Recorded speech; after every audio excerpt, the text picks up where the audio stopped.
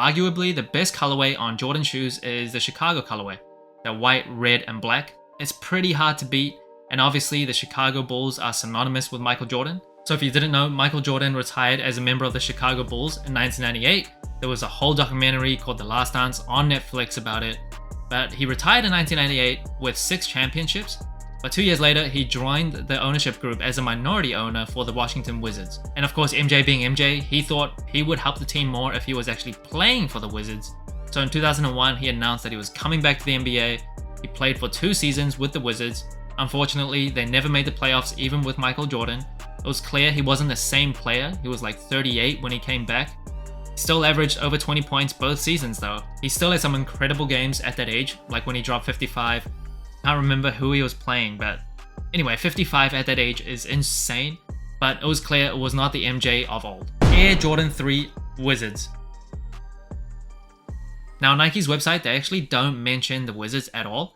Just talks about the colors, talks about the shoe, but it avoids the Washington Wizards. I'm not quite sure what that is. I think it's because of some licensing and legal deal where if you say that this colorway is inspired by a particular team, you might have to owe them royalties, something like that. I'm not sure why. And maybe because this color is pretty close to the Air Jordan 3 True Blues, and that was the real inspiration behind this shoe. But when you look at the gold accents with this blue, it's pretty hard to deny what the inspiration was. And this shoe drops on April 29th for $210, so it is this Saturday.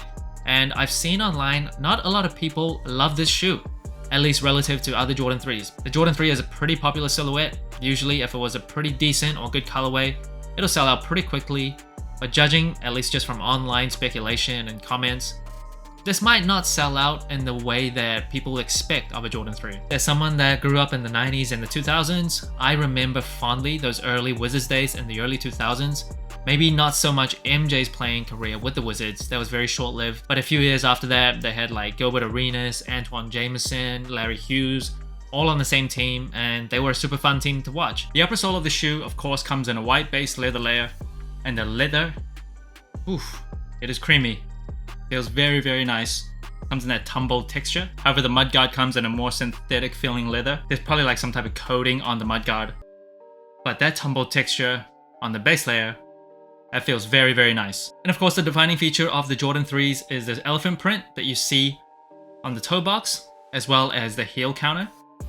Now, with all the controversy behind the Jordan 3 reimagined elephant print, where some people got the thick elephant print, some people got the thin elephant print, which is closer to the OGs, this looks like a thinner elephant print than most Jordan 3s from today. So if you compare the 2 elephant print on the heel, the Fire Red, directly from Nike, has a thicker, darker elephant print than the Jordan 3 Wizards, at least the pair that I got.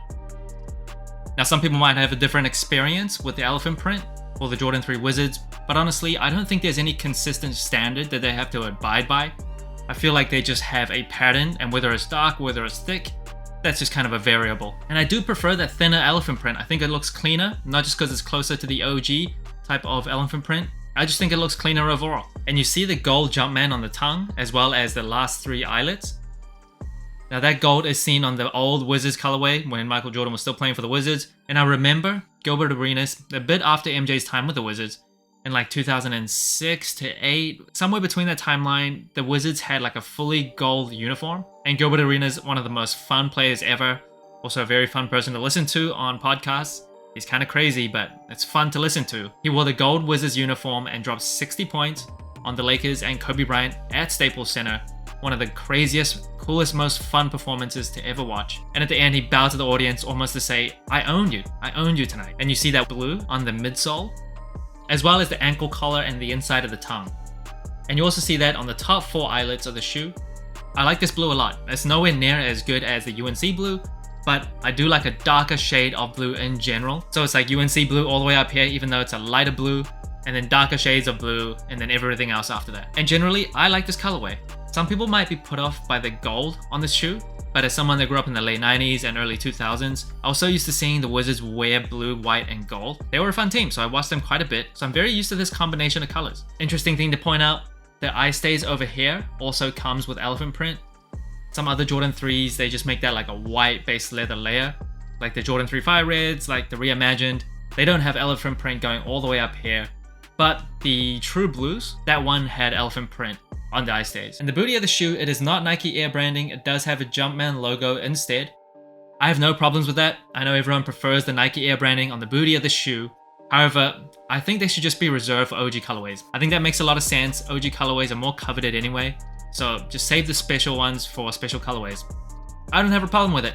I don't think the Jumpman logo looks that bad on the heel. The shoe does have a polyurethane midsole with the Nike Air unit exposed. The first Air Jordan to have an exposed Air unit, and because it's polyurethane, it's slightly lighter than a shoe that uses a rubber midsole. So even though the Jordan 3 from certain angles can look kind of chunky, can look a bit bulky, it's not that heavy of a shoe. It could have been heavier. Now the beautiful outsole on the shoe, the very iconic Air Jordan 3 outsole. And you see on the cutout it says Jordan. I believe the rule is for OG colorways it'll say Nike, and for non-OG colorways they've been going with the Jordan wording instead of the Nike wording. Again, no problems at all with that. New colorways, I think they should just go with something different than the OGs. Kind of separates the two. And the Jordan 3 does come with 2 Air units, one on the heel, one on the forefoot. And I will say the Jordan 3 is one of the better and more comfortable shoes, at least for me.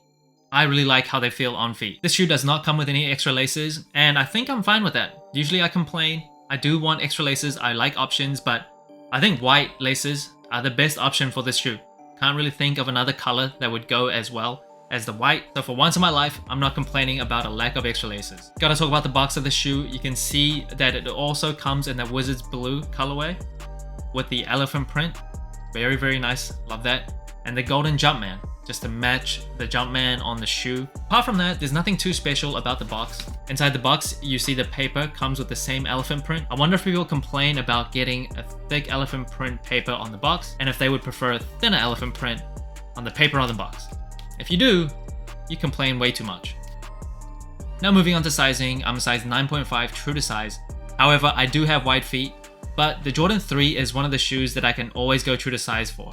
Even though I have wide feet, it doesn't give me any problems. Some other people with wide feet might feel that the toe box area, as well as this area, might feel a bit too snug at first, a bit too tight, but I promise it really does break in pretty easily.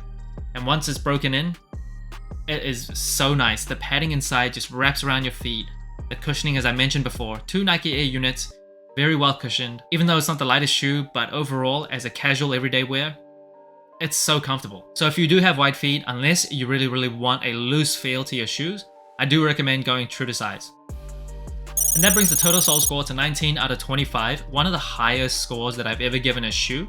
Not as high as the Jordan 3 Reimagined, but still pretty up there. The colorway, even though I like it, I think it's just good. It's not like a supreme superior colorway, but overall I think it's a nice colorway, it's an easy and simple colorway, and pretty subtle. Material wise, I think it's very nice. The tumbled texture on the upper sole feels great. I know tumbled leather doesn't always indicate it's the best leather, but at least to me, just touching it, just squeezing it, I think it feels soft, I think it feels great. Comfort wise, especially as a wide footer where you have to really find shoes that fit wide feet perfectly, I think the Jordan 3s are one of the more comfortable Jordans. I think it might be top 3 in terms of comfort for wide feet, not including the Jordans after the 15s, but I think from 1 to 14, it's a very comfortable Jordan. Versatility wise, the Jordan 3 is one of the most versatile shoes out of the whole Jordan brand lineup. It's just so easy to wear. It's such a good casual looking shoe. If you do want to play in them, you can, I guess. The technology is still from the old days, so I probably wouldn't recommend that, but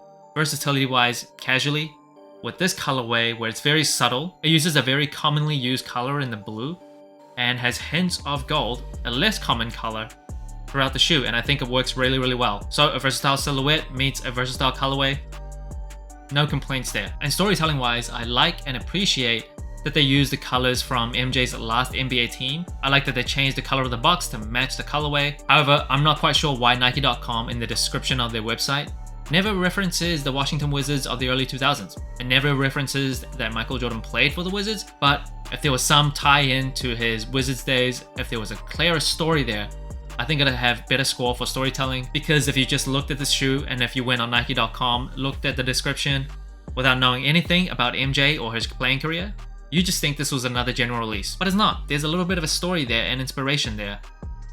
The truth is, for me personally, it's pretty hard to turn down a Jordan 3. The classic iconic silhouette as well as the comfort it gives my wide feet.